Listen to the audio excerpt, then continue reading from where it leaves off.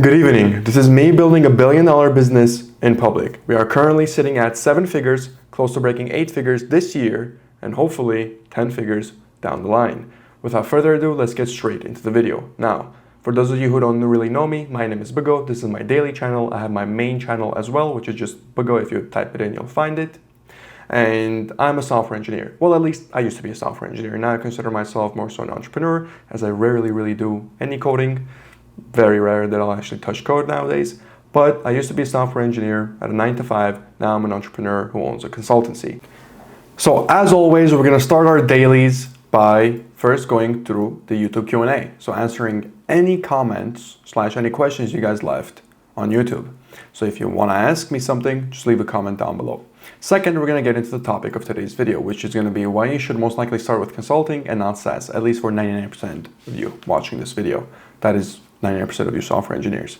Last but not least, we're gonna talk a little bit about strategy. Last time we left off at Insta, so we'll add a little bit more to that. We'll also take a look at our current stats on both the YouTube channels, and then we'll go from there. So without further ado, let's get straight into the YouTube comments and see what comments we have for now. I think we just got the one from VSP. He asks, what's your favorite personalized gift you've given to somebody and your best trick to being better at personalization? So by favorite, I don't think you're saying my most personalized one, just the one that I like giving the most. It would probably have to be my pomegranate gift. Okay, so this looks like a pineapple, but I promise you it's not a pineapple. So let me give a little bit of context into this. A lot of individuals I meet, especially if they're foreign, I like to introduce them to my culture. I'm Romanian. And in Romania, pomegranate is a pretty big symbol with regards to good luck, fortune, prosperity, things like that. And we have it a lot in terms of, in the form of like the fruit. We enjoy eating the fruit. We enjoy drinking it. We make tea from it. But also we have it on products as well. So many household items, many kitchen items, you'll see engravings of pomegranates, things like that. So one of my favorite things was I would go to this local artisan, and he would make these golden pomegranate coasters, and he would have like 6 in a set. And what you could do is you could choose essentially the amount of gold that would be in them. He would have like multiple made essentially. And the cheapest would be like $450 all the way to, I'm pretty sure it got up to like around 4,500 even, I remember seeing. But I would usually opt in for the $450 one, and it's golden coasters, right? So you put like a drink on it and you can drink from it. But it was a very cool gift. Most individuals don't have like some crazy type of a coaster, right? So when you give them something that not only represents your cultural heritage, right, gives them something a little about you, shows that you understand them, and that especially if they're drinking. So I mainly gave this to a lot of the Asian individuals because I know they like to drink not only tea but also alcohol as well, so they always will have a need for coasters. And now maybe they'll have the traditional ones, but I know a lot of the offices and a lot of their homes in the United States are more modernized, so they'll still have a use for it. So this was largely what I gave to a lot of Japanese and Chinese individuals, but I still gave it to a few other folks as well. But it got me great results. I think just from 3 individuals I collected over like $400,000 total just from this one gift, because it's a very good gift, but also it always reminds them of you. So anytime somebody comes to their house as a guest or their office as a guest, sees the coasters, they'll make a comment about it. Oh wow, these coasters are cool, where'd you get them? Oh, this individual gave them to me as a gift. Oh, okay, what does he do? Who is he? Blah, blah, blah, blah. Right? And then the topic starts and they get reminded of me. And if they're sometimes in a good mood, they might contact me and ask something of me, or, you know, bring me in on a deal or whatever the case. That's already happened 3 times. So I would say this is definitely not my most personalized gift, because the only personalization I really do for this is, well, see if they would even appreciate it, see if they drink or not, right? But this is my favorite one to give. Now, the second part of your question, VSP, you say your best trick to being better at personalization. There is only one secret to being better at personalization, and that is listening. Listening is the biggest skill you really need to adopt and you need to hone to get better at personalization, because all personalization really is understanding of the person that you're trying to get the gift for. Now, this breaks down to a few things. This breaks down to observation, right? Observing the individual, and awareness. So observation stems from the fact of being able to observe their physical, body language, being able to observe what they're wearing, being able to observe all these nuances about them, such that you can come to a conclusion. And listening means listening to them speak, but also listening to their body language as well, because that's why it's called language, right? Body language. Awareness stems from the fact of what you know, right? Not what you know directly about the person, but what you know exists that you could get. For example, if I know somebody cares a lot about their homeland or the place they grew up or they had something unique happen there, I can get them sort of like a birth map type of a gift where it's literally just a map of their birthplace. But if you're not aware of that type of a gift in the first place, you're not going to be able to get that. So that's why to be able to properly personalize for somebody, you need to be aware of all the personalization options. And this one is relatively simple. You can literally just do a quick little Gemini prompt, deep research prompt, or just ask individuals what they've got in other people, or just take a look online. Very easy. The hardest part, I would say, is the observation part, because this one it's a skill you have to build up. This one, all the information is already out there. You just have to go find it. This one, it's a skill you build up. Both of these in combination improve this one. So focus on listening. You'll be able to personalize properly. Hopefully that was, that answers your question, VSP. So without further ado, let's get straight into the topic of today's video. Why you should most likely start with consulting and not SaaS. Now, I'm talking to pretty much 99.9% of you. And I'm including myself in this because I did start with the SaaS, it didn't work, and I got into consulting.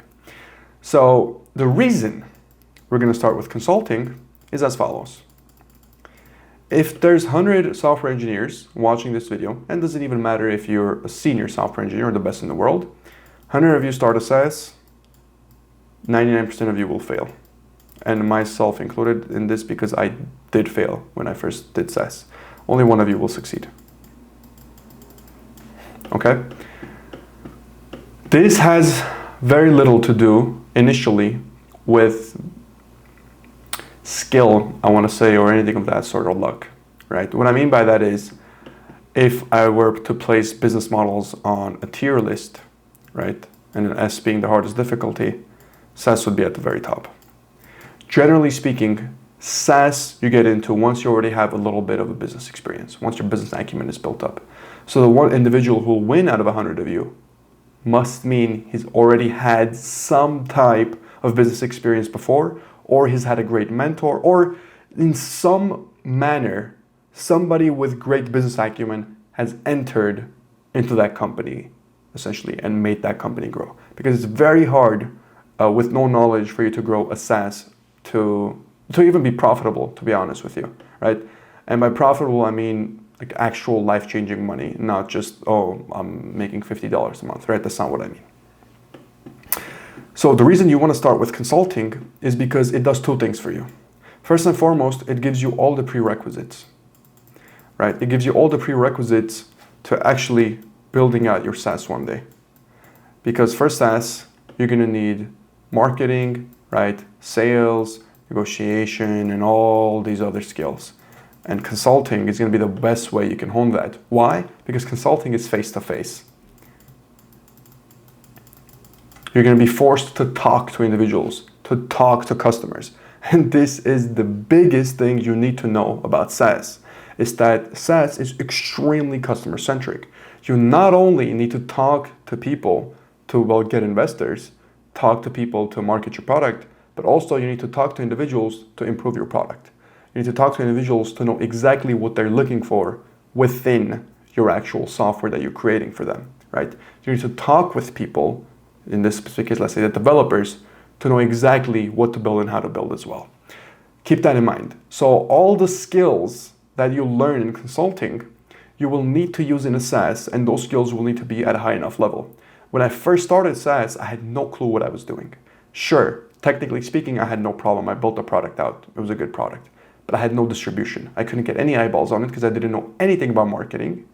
But if I had started a consultancy beforehand, I would have known a lot more. And now I did get into a SaaS, and it was successful. But that's only because I had the background knowledge that came from the consultancy that I built. Now, why consultancy and not anything else? Well, that's because of the second thing that you'll get if you build a consultancy.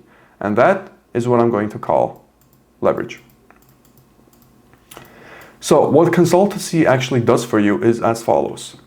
It validates your SaaS if you want to build it down the line. Because what you're essentially doing is providing a service-based solution to a problem. And then when you create a SaaS, you're going to decide to turn that service-based solution into a product-based solution, meaning at its core, your problem has been validated. It's all going to be about the execution as well as the marketing, what angle you're going to spin it as. The second form of leverage that you get from it is it's high ticket. A lot of you right now in senior level positions can quit your jobs and become a high-touch consultant, whether for AI, whether for software in general, and easily make about $15,000 to $20,000 a month, just within the first probably 2 months of properly positioning yourself in the market. Especially if I would say you have a decent enough network already, you have a decent enough credibility to your name, you can definitely shift away and start doing that, right? Because it's very high ticket in nature. And of course, the third form of leverage that you get with consulting, and this is the one that not many people understand, is knowledge. There is no better business to get into to learn everything you need to know about business. Because the most important part of business is serving customers, serving individuals. It's about communication. Consulting is the business where you're going to do the most communication in. You're going to need to directly talk with individuals because your exact service that you're going to provide, the solution you're going to provide, is going to be done through communication primarily, okay?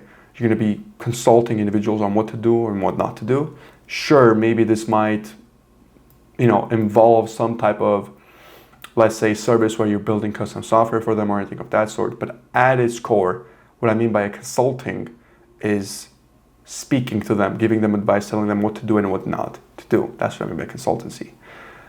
So when I first started my SaaS, I didn't get anywhere. I spent months on it, it failed. I just want to forget about it, right, completely. Because people say you learn from your failures too. That was a failure that I really didn't need to make and just wasted months of my life for no reason whatsoever. With consultancy, when I started it, right, when I started AB Analytics, I remembered when I was working in,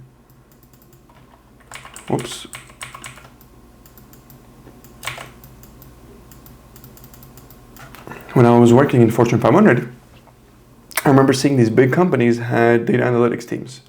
But I saw that no small or medium-sized business had an internal data analytics team. So I said, okay, that's suspicious, why don't they have it? And I realized, well, that's because they can't afford to pay multi-six-figure salaries to have an in-house data team. And I said, okay, what if I bring that to them at a fraction of the price, right? And that's exactly what I started doing. If a company didn't have any type of data, we built out data intake for them, right? We analyzed their data.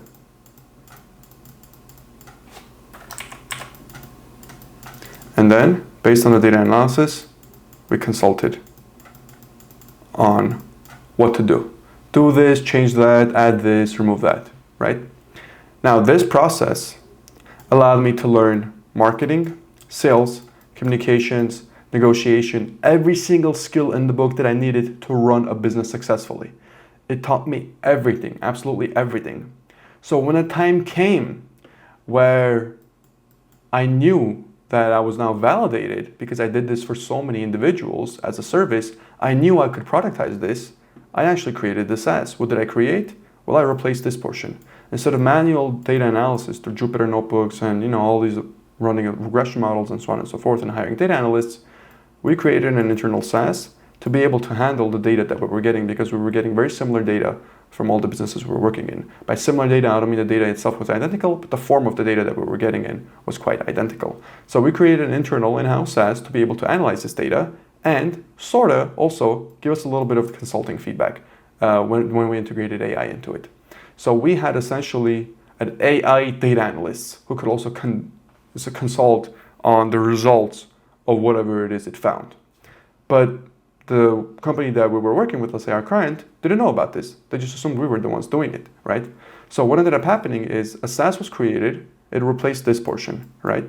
And during this entire time, we went from 7 figures. Well, technically we went from 6 to 7, and this year we will do 8. And for me to do 9 figures will be when this specific SaaS becomes a part of AB Analytics offerings, meaning we offer this SaaS essentially to other companies for them to use for their own internal teams. Now, this would be for a more B2B type of a SaaS for much bigger corporations, right, where they have their own internal data analytics teams. And if we can offer it to them, we can potentially get to 9 figures. But as I mentioned in my previous videos, my main goal is going to be to do this through C2C. But that's a topic for another time. So essentially what ends up happening is, at least I will bring you an example with many of you. You've probably done a lot of side projects before. You've probably even tried building out a few SaaS yourself. Maybe you've gotten 1 or 2 customers or not, doesn't really matter. You're here because you probably failed at them. You haven't gotten them to succeed. That's for a very good reason, because you're trying to get into the hardest business model, I would argue, with absolutely no business knowledge. First, build up your business knowledge through consulting, learn about marketing, sales, and all these things, make money while doing it, and also validate your SaaS while doing it. Essentially, you're getting paid to validate the SaaS that you're going to build. So you're selling, technically, before you're even building yet, okay? And this is a win-win-win type of situation. Then you can get into building that specific SaaS. Don't get me wrong, you'll see, outliers. You'll see individuals who get into SaaS right off the bat and then make it blow up. But what you don't see are the thousands and thousands of individuals in quite desperation who get into SaaS, it doesn't work, and they doubt and they think it's their technical ability, where it had nothing to do with their technical ability. All it had to do with their business acumen, their business skills. And they didn't have any business skills because they never ran a business before. Even people that come out with MBAs and start a SaaS and the SaaS fails, they think, oh, it's my technical skills. Even though, because they would never think, I got an MBA. There's no way it's my business skills. It has to be my technical skills. The SaaS wasn't good enough, that's why I didn't sell. I've seen this happen so many times. So do yourself a favor, get into consulting. It's really one of the most simple things you can do. A lot of you watching, especially senior engineers, you can easily make $15,000 to $20,000 a month, easy from 1 to 2 clients, consulting them on AI or whatever is specifically that you do, right? And consulting, what does it entail? Literally just talking to individuals and offering them guidance, consulting them what to do and what not to do, helping them make strategic decisions. And speaking of strategic decisions, let's talk about strategizing. So last time we left off at Insta, and I guess that's what we need to talk about now. Because my plan is, well, let me first go over the YouTubes, right? So this is the daily channel. Let me refresh. We have 4 videos up right now. These ones did okay. This one's picked up. This one's going a little bit slow. So we're not getting too many views, but you can see it's slowly starting. We'll see how it performs in the next few days. The channel's still relatively fresh. Our main channel, let's see how our main channel is doing. We're sitting at 37,500, 3,284 views. Oh, it dropped a lot, which is, we don't want to see that, but I am kind of expecting this because the videos that we have been doing have been tailored for a smaller audience. So we're moving away from kind of like viral style videos, short form, highly edited. We're moving towards a lot more long form and very high quality videos. For example, this one took hours to make. This one took way too long to make. Same with this one, right? So we're actually going after high value videos as opposed to just low quality content that we just post just to get views, right? So these are the essential strategies for the YouTubes moving forward. In terms of the Insta, so I have no clue when it comes to Insta, right? I'm very new to it. But what I'm planning on doing after talking to a few individuals is we'll have our main Insta with a couple photos from our most recent trip. We'll put them on, we'll put a couple other cool photos, and then we'll have our reels and things like that, where it'll be primarily vlogs, it'll be lifestyle, and of course it will be software engineering content. Because I don't want to make the Instagram completely branded in terms of all about software engineering. I want to have it kind of half and half, kind of like a personal as well as a business in one that I can show to people, but also I can, get views on as well. And that's the plan with the Insta. So a bit shorter of a video today. Hopefully everything made sense. Once again, if you have any questions whatsoever, drop it in the comments below. I'll answer it in the next video. And as always, thank you and have a good one.